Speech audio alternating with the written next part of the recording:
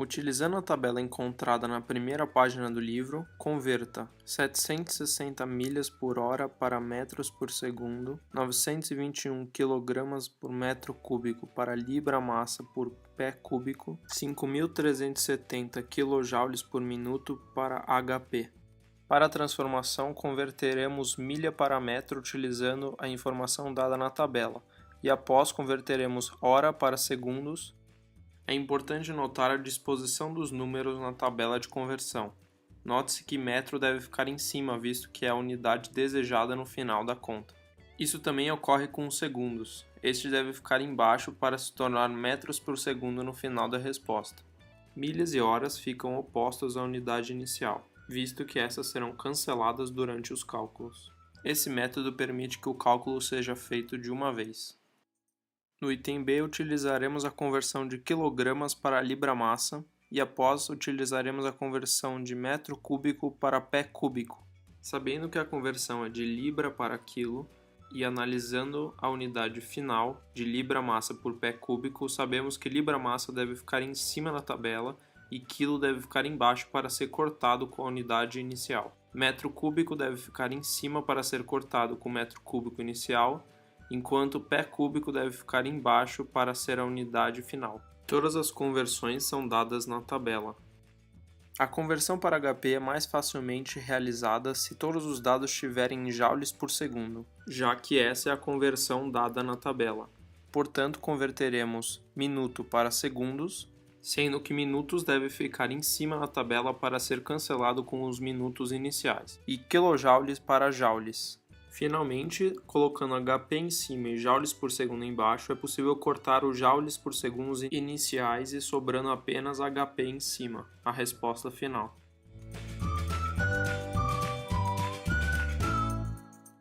Exercício com maior dificuldade. Uma aeronave supersônica consome 5.320 galões imperiais de querosene por hora de voo e viaja em média 14 horas por dia. São necessários 7 toneladas de petróleo cru para produzir 1 tonelada de querosene. Quantos aviões são necessários para consumir a produção anual de 4,02 10⁹ toneladas de petróleo cru?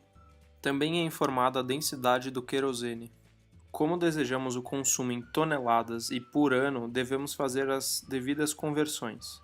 Primeiro converteremos o tempo em horas utilizando a viagem média diária de cada avião, de 14 horas.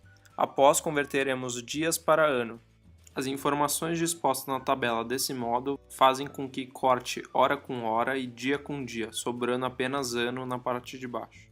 Converteremos galões para centímetros cúbicos, já que a densidade do querosene informada é de gramas por centímetros cúbicos. Galões devem ficar na parte inferior da tabela para ser cortado com um galão inicial do problema. Sobrando apenas centímetros cúbicos em cima, utilizaremos a densidade para converter a quantidade em volume para a massa. Após, simplesmente converteremos gramas para toneladas. Gramas deve ficar na parte inferior da tabela para ser cortado com a gramas proveniente da densidade, resultando em 1,188 10⁵ toneladas por avião ano.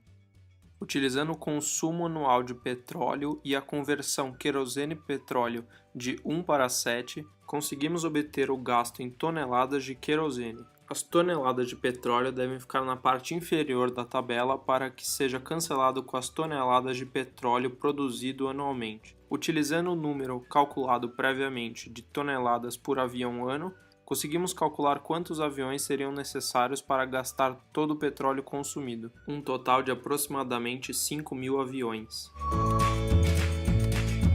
Daniel estava viajando nos Estados Unidos a lazer quando sentiu um mal-estar. Dirigiu até uma farmácia e comprou um termômetro. Ao chegar no hotel, percebeu que o termômetro media 102,2 Fahrenheit. É possível afirmar que Daniel estava em estado febril? Sabe-se que o corpo humano funciona perfeitamente dentro da faixa de temperatura de 309,7 Kelvin a 310,7 Kelvin. Para fazer uma análise, devemos converter 102,2 Fahrenheit para Kelvin. Primeiro, devemos converter a temperatura para graus Celsius. Converte-se a temperatura utilizando a fórmula destacada em vermelho. Isolando graus Celsius, podemos obter a temperatura final de 39 graus Celsius.